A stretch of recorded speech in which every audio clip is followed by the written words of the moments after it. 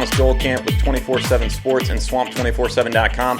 Breaking news from the Florida Gators today. Defensive end Andrew Chatfield has entered the NCAA transfer portal. This news comes just one day after Florida added a defensive lineman from the NCAA transfer portal in former Auburn defensive tackle Tyrone Truesdell. Truesdell obviously will help shore up the depth at defensive tackle for Florida, but Chatfield's departure as a redshirt junior is a little disappointing, I think. He's a guy that a lot of Florida fans were excited to see. Got involved a little bit in the SEC championship game last year against Alabama, had a sack there. I thought really towards the end of last season had been coming on strong and was potentially a guy that could push for major playing time this fall. I think what Chatfield's transfer tells you is that Florida is pretty loaded at defensive end. That's not really a surprise at this point. Defensive coordinator Todd Grantham talked about it on Monday night. Florida's got plenty of bodies there, and I think at the end of the day, Andrew Chatfield just saw the writing on the wall. Not that he's not a very talented player, not that he doesn't have a bright future, but at the end of the day, when you look at it, he was behind at least 3 guys minimum in the rotation at that rush end spot. Florida released its depth chart for Week 1 against Florida Atlantic. Chatfield did not appear on it. Instead, Brenton Cox and Jeremiah Moon, I guess included with an or between them, were listed as the co-starters at that buck position. And then behind those guys, you have Chris Bogle, a guy that many fans, coaches alike, are very high on to potentially take the next step. He's bulked up a good bit in the offseason, could potentially be an impact player for Florida. But I think what Chatfield's transfer tells you is that this is kind of the direction that college football is going, right? The NCAA transfer portal is becoming a bigger and bigger deal. You've seen Florida go in and pluck guys out of it. Obviously, this offseason earlier in the year, you had Florida go in there and grab 2 defensive tackle transfers as grad transfers. You got Antonio Valentino from Penn State. You got Daquan Newkirk from Auburn. Just on Monday, you had a third guy, Tyrone Truesdell. And the flip side of that is you're going to have some guys transfer out. And I think one thing that Dan Mullen has really pointed to as being an important factor going forward is that you really have to be aware of your class gaps when it comes to individual positions in recruiting. One of the reasons that Florida had to take those defensive tackle transfers this offseason is because they recruited the position very lightly in 2018 and 2019. In those 2 recruiting classes, Florida signed only 2 interior defensive linemen. One of them, Malik Langham, ended up transferring out of the program. And so all of a sudden now, when you graduate the 3 seniors from the 2020 team, you have a big gap in terms of depth and experience. And I think Dan Mullen aggressively attacked that via the transfer portal. Well, you can also run into the opposite problem in recruiting. When you overload one position a little bit too much, I think that to some degree is what happened at Florida. If you look back, they signed, I think, 6 guys between transfers and recruits in the program at that rush end position from the 2018 to 2019 classes, obviously Chatfield being one of them.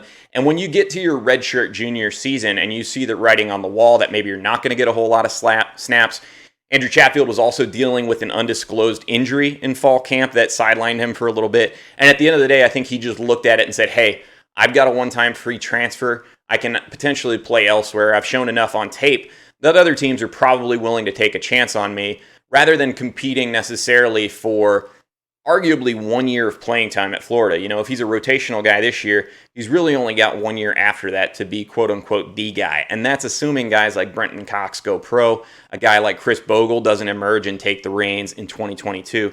So I think the important thing for Florida, the important thing to take away from Andrew Chatfield's transfer is, again, coaches have got to be very aware of where they're at numbers-wise in terms of each position on the roster. I thought Florida in the last couple years had gotten a little bit overloaded at buck, and given Todd Grantham's style of defense, where that's primarily where your pass rushing pressure is going to come from, that may not be a bad thing, but it's definitely going to be something to monitor going forward as Florida continues to use the transfer portal and also get hit by the transfer portal in this new age of college football. So that's the news for today. Andrew Chatfield, a 4th-year junior who contributed 13 tackles, 2.5 sacks, 4 tackles for a loss last year.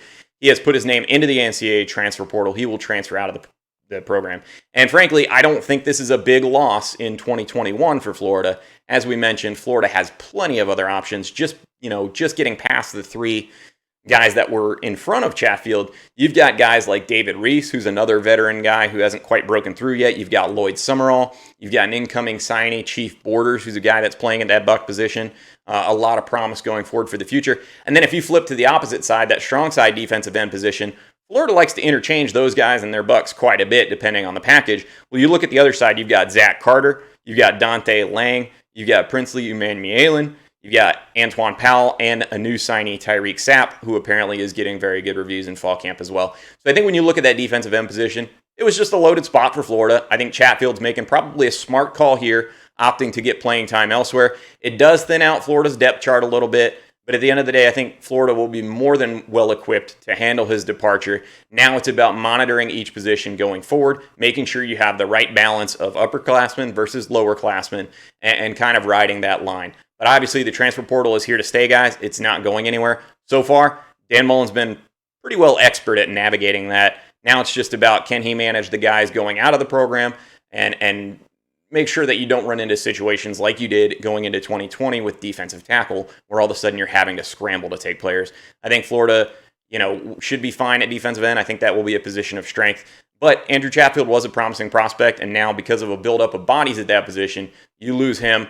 Maybe you can make the case that that scholarship might have been better spent elsewhere over the last couple years. But that'll do it for today, guys. Quick reaction from Andrew Chatfield's decision to transfer. Stay tuned to the channel. If you like this video, hit like and subscribe. We're going to be back full time. We are very, very excited about this YouTube channel going into the season. I know we haven't posted a whole lot over the summer for a variety of reasons, but we'll be back. We'll be doing more videos like this.